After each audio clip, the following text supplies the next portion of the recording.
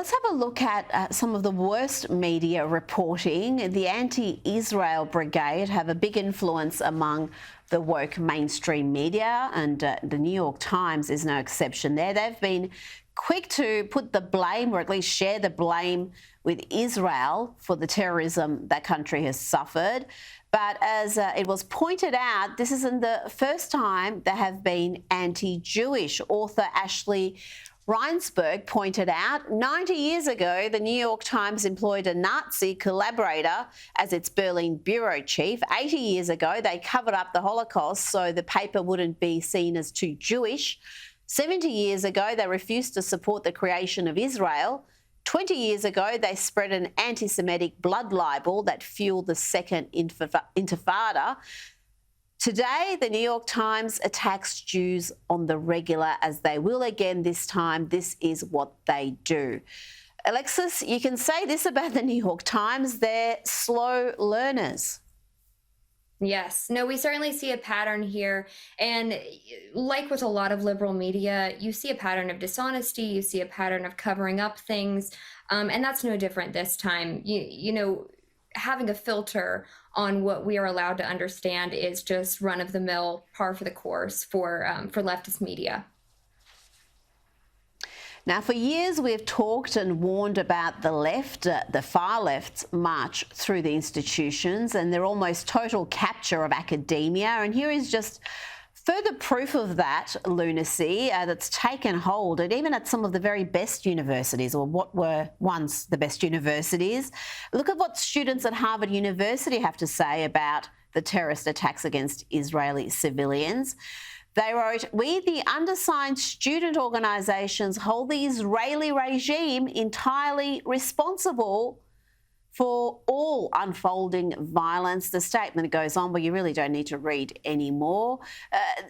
Alexis, this is clear support for the murderous Hamas terrorists. They're putting all the blame on Israel.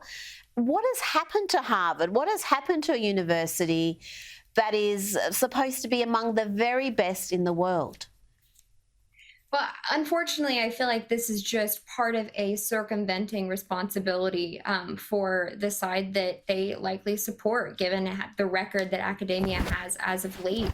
And, you know, we've seen the United States, we unfreeze $6 billion. Iran received it. A couple days later, they kick out their nuclear UN testers to make sure that they're at fair nuclear levels. We see this horrible Hamas attack happen.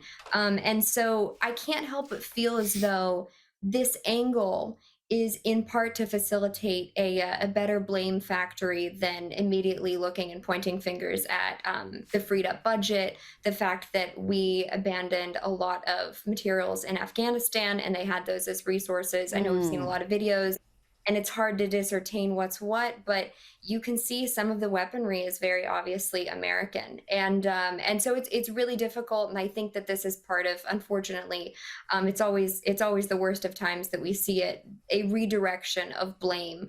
And the only way to do that is to involve academia and try and involve organizations like the New York Times and try and have this narrative already going out. And it's really tragic that it's the day after and even the day of we started to see it, that we see this narrative come to light. And I really think it's not where the conversation needs to go right now. Now, over on ESPN, where far left talking points are occasionally interrupted for live sport, they've again made some bizarre statements about slavery. Let's have a look. The contracts, you know, are the new slave chains, right? So, you know, you have to sign this contract and sign this document and sign this document. It's like you're binded to this. And then if you break that, that's your livelihood, that's your life. So we the new slaves. Athletes are literally the new slaves because we need this. Our families, our friends depend on this contract to eat. What on earth are they saying there? Are they comparing sports contracts where people earn millions of dollars for playing sport to some sort of a slave agreement? it seems to be just another version of searching for victimhood. You know, we had they're talking about these contracts when there's obviously money involved. Even college students that were playing in athletics a couple of years ago, they're even allowed to make money on their talents. And so these contracts are not without high dollars attached to them. I see this clip and I don't know what they're going to think of next to tie it back to some sort of narrative. Most people watch sports to get away from all the stresses of daily life, including politics. Is the last thing you want to see if you're a sports fan. Alexis Wilkins, thank you so much for your time today.